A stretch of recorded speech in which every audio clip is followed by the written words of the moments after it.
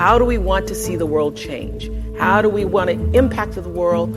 And then let all of our shows really be focused and centered around that. Lively and social, caring, supportive, optimistic, Oprah Gail Winfrey shares her inspiring experiences from her life. Ensure to have strong decisions in life that mold your future and career.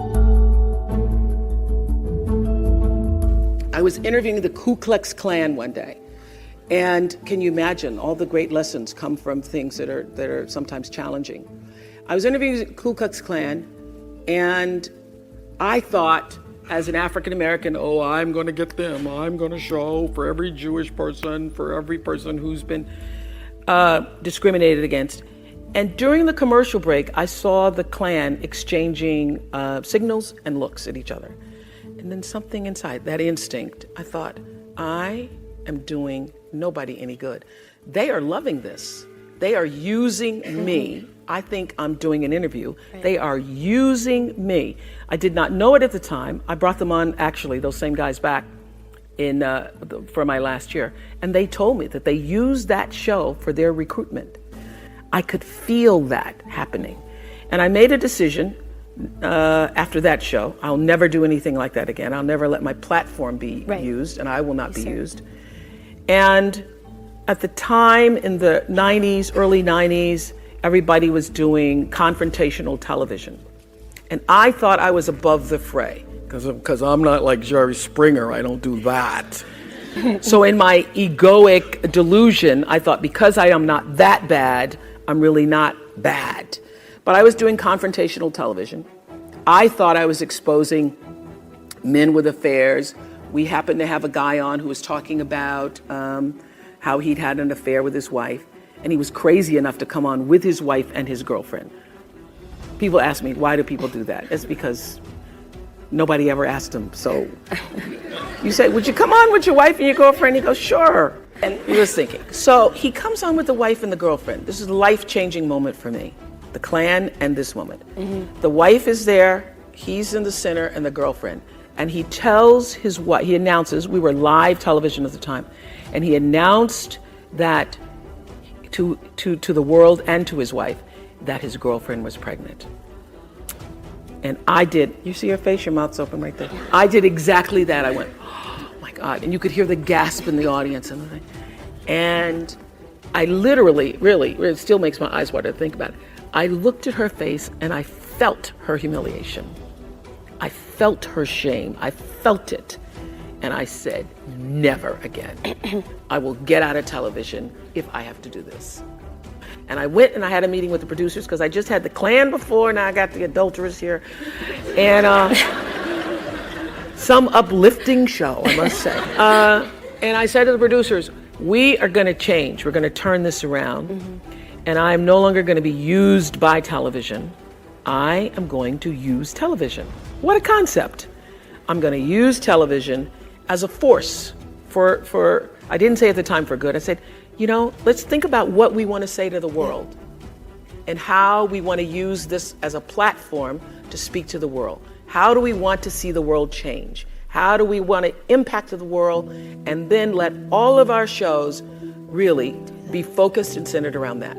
I then said to the producers exactly what I said to you backstage. Mm-hmm. Do not bring me a show unless you have fully thought out what is your intention for doing it. Because if there's a religion or a mantra or law that I live by the third law of motion in physics, which is Stanford, which is for every action there's an equal and opposite reaction. That is my religion. I know that what I'm thinking and therefore going to act on is going to come back to me in a circular motion, just like gravity, like what goes up comes down. And so what also propels the action is the intention. So I don't do anything without being fully clear about why I intend to do it, because the intention is going to determine the reaction, the result, or the consequence in every circumstance. I don't care what it is. So I said to my producers, come to me with your intention at whatever it is, whatever shows you're proposing, whatever ideas you're proposing. And then I will decide based upon the intention, do I really want to do that? Is this how we want to use this platform? And that really is the secret to why we were #1 all those years, is because it was an intention-fueled, intention-based, coming out of purposeful programming. Yeah, that's what it was. Great, and that's a perfect segue to go to our second section, which I read this quote and it just struck me as so true, and I wanted to delve into it. I've talked to nearly 30,000 people on this show, and all 30,000 had one thing in common. They all wanted validation. I will tell you that every single person you will ever meet shares that common desire. So, Oprah, you are a true Renaissance woman.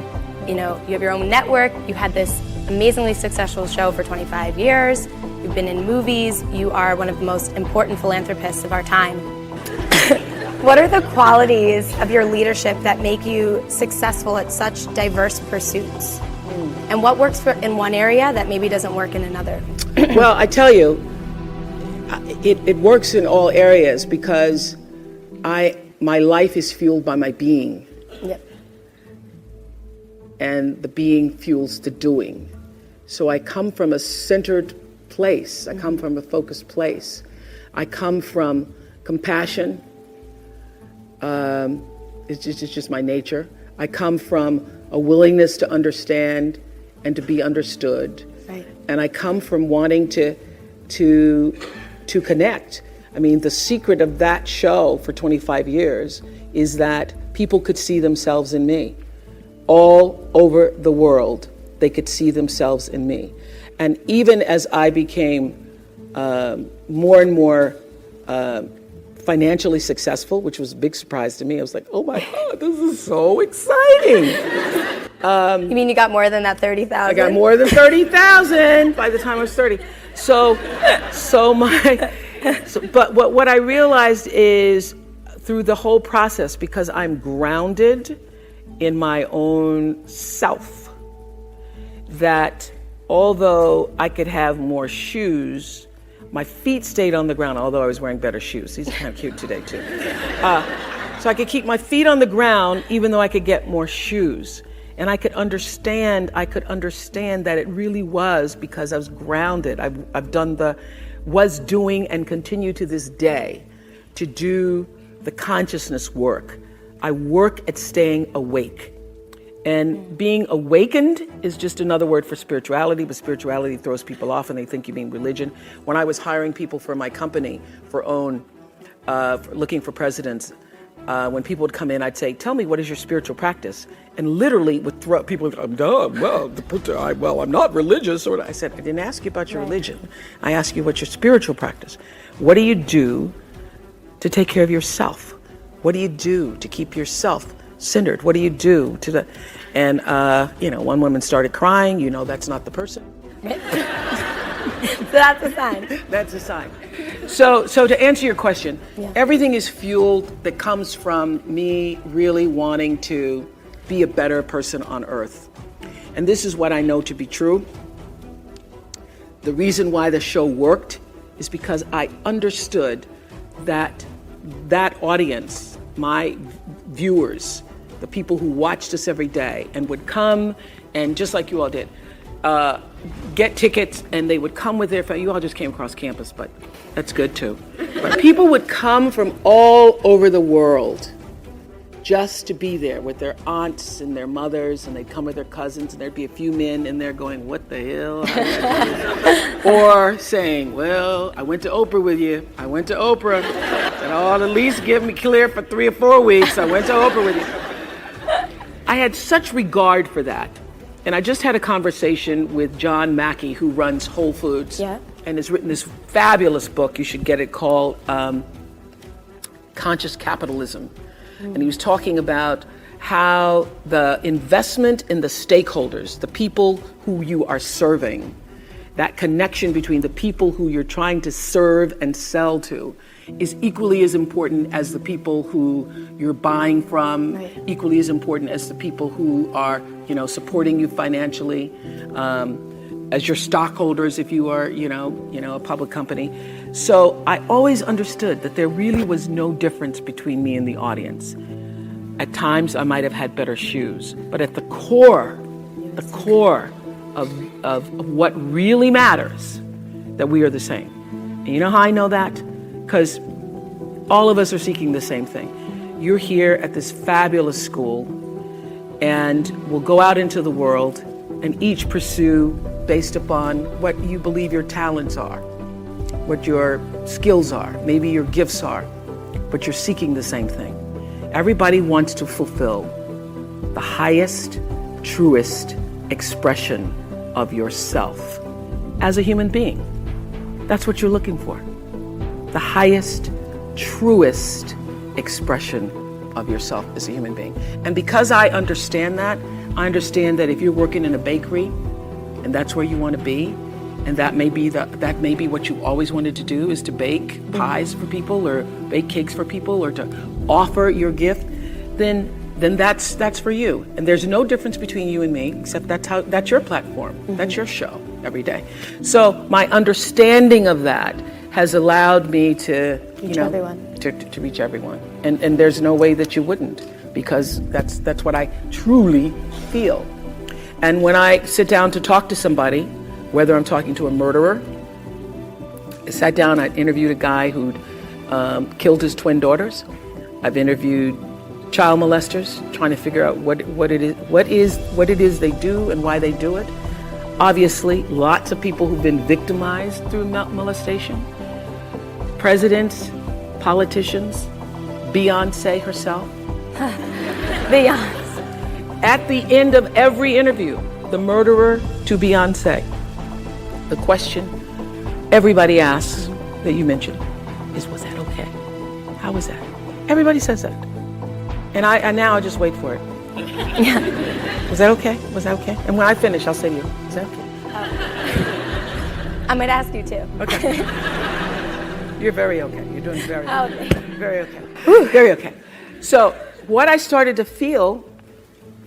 sense, is that there's a common thread that runs through every interview. It doesn't matter what it is or what it is about. Everybody wants to know.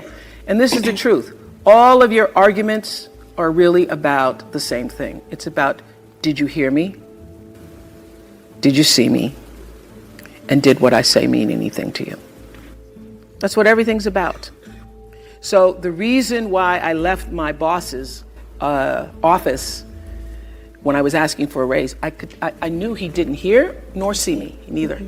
And that I was not going to get the validation that I needed. Now, I couldn't articulate that at the time. I just knew, let me get out of here. But now I know, I could feel inside myself, I'm not going to get the validation that I'm looking for. I also know that that's what every human being is looking for. They're looking to know, are you fully here with me? Are you fully here, or are you distracted? That's what your children want to know.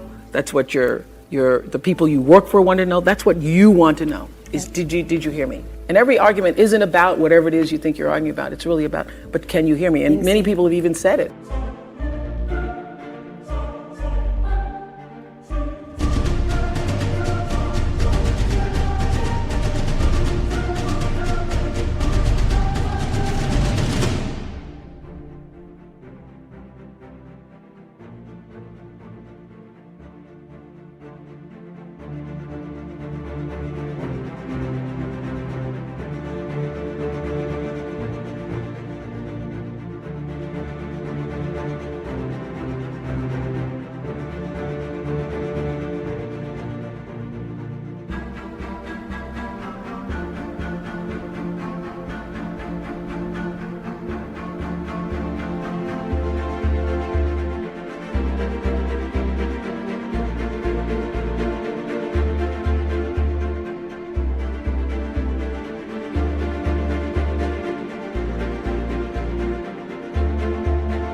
Have you not said it?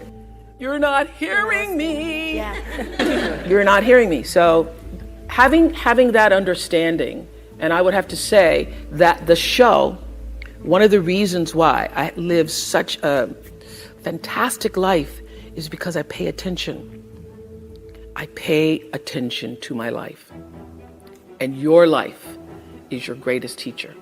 Every single thing that's happening to you, every day, your joys, your sadnesses, your challenges, your worries, everything is happening to bring you closer to in here. Everything is trying to take you home to yourself.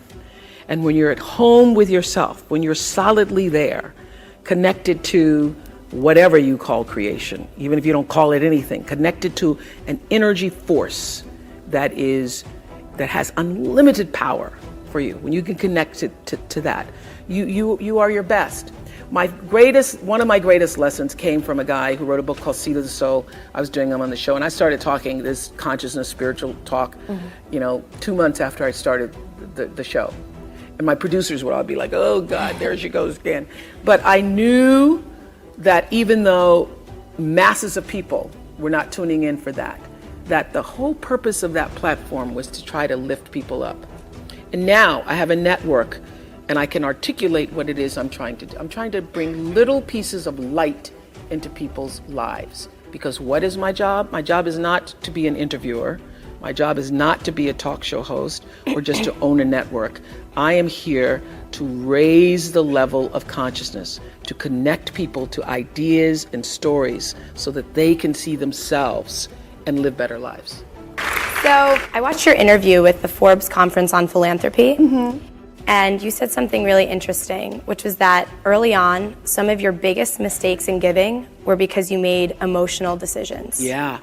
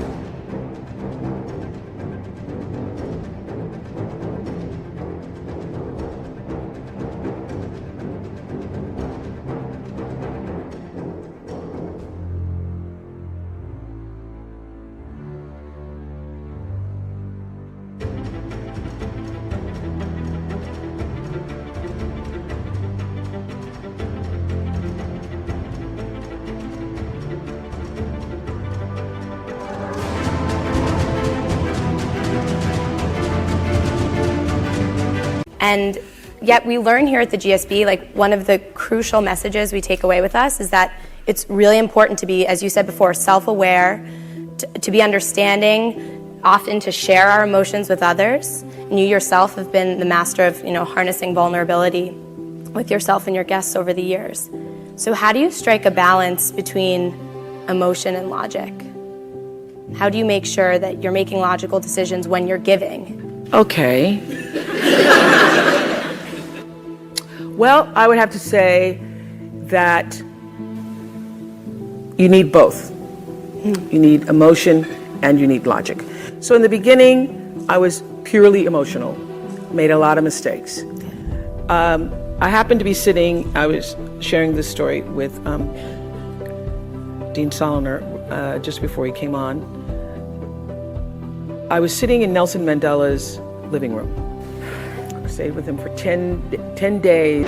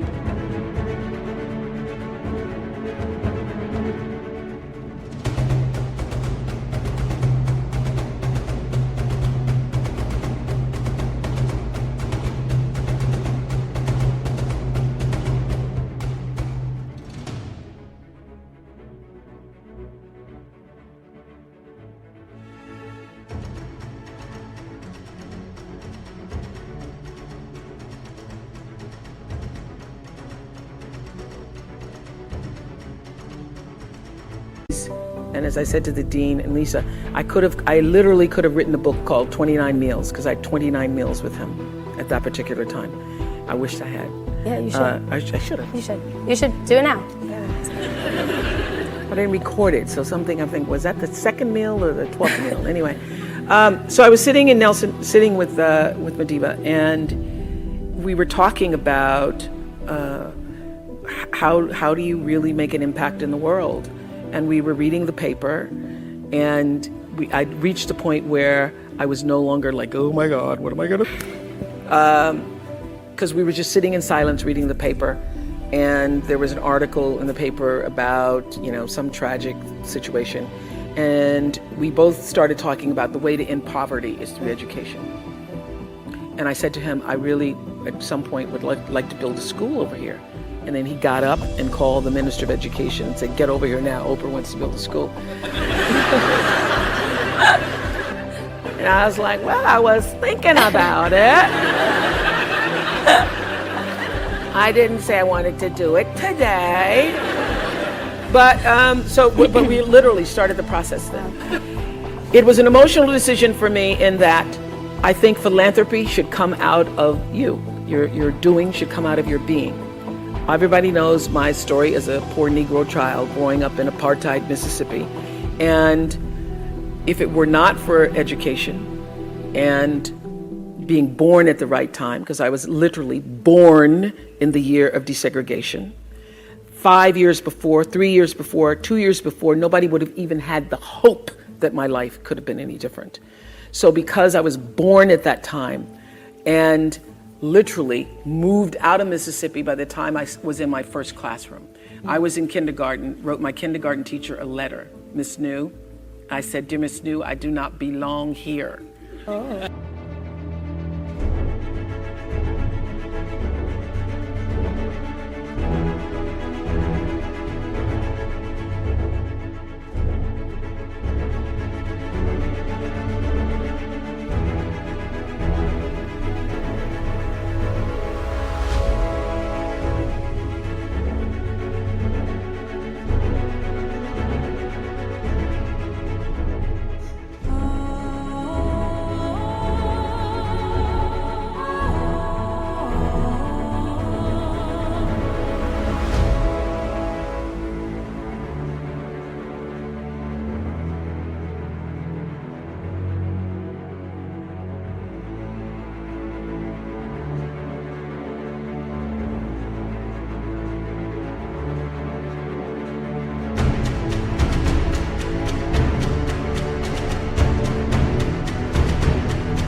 Because I know a lot of big words.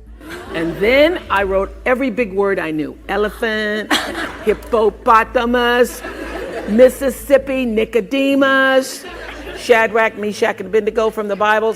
And then Miss New says, who did this? I said, I did. So then they marched me off to the principal's office. Only time I was ever in there.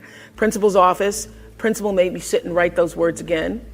And I got myself out of kindergarten, into first grade. Oh my God. First grade, skipped second grade, hello her. The Renaissance began. Yeah. Yeah. You've always had this conviction.